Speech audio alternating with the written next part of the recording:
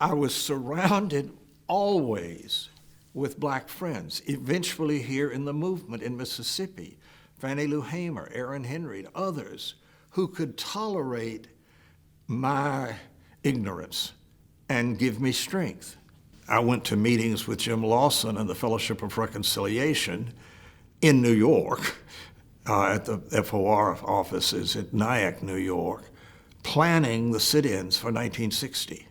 In the spring of 1960, I was sent to Montgomery, Montgomery, by the Fellowship of Reconciliation, not to be in the sit-ins, but to work behind the scenes.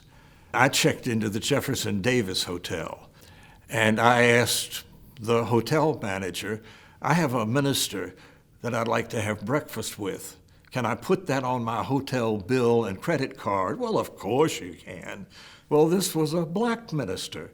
We were arrested for trespassing, and then we were sentenced to a chain gang. It was a little more awkward here. Once I had been arrested, the John Birch Society attacked my family, none of whom were pro-integration.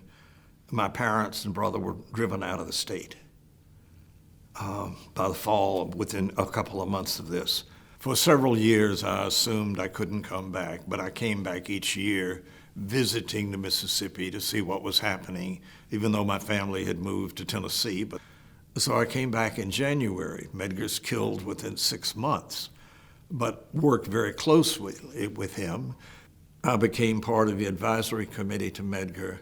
Medgar had very deep conversations with me, making it clear that we had to convert all the people of America, the blacks in the North who had escaped, and the whites who were ignorant.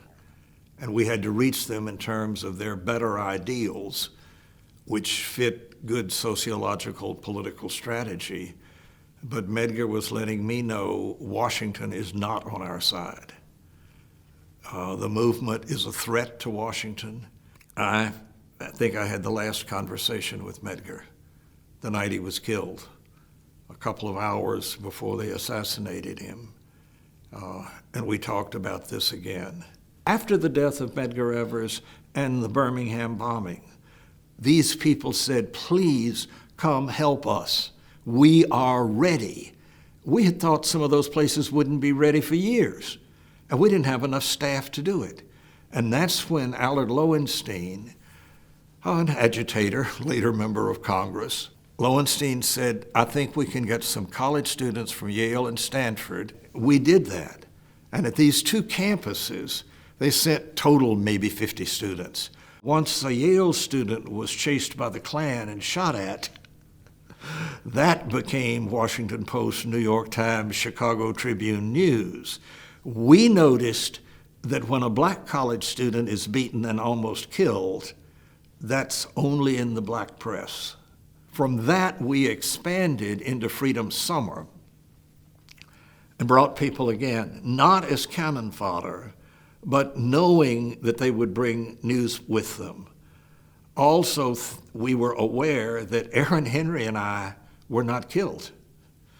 There had been bombing attempts at his home. My home was later bombing attempts. They tried to kill us, but we lived. And both of us thought, our friend Medgar is dead. We're willing to give our lives. We lived, and we realized all of this publicity makes a difference. And when local people take their responsibility to go to the polls or to tell their senator, to tell the president, people ought to be involved every day, but we're all busy. So we made the American system work, and eventually we got Voting Rights Acts.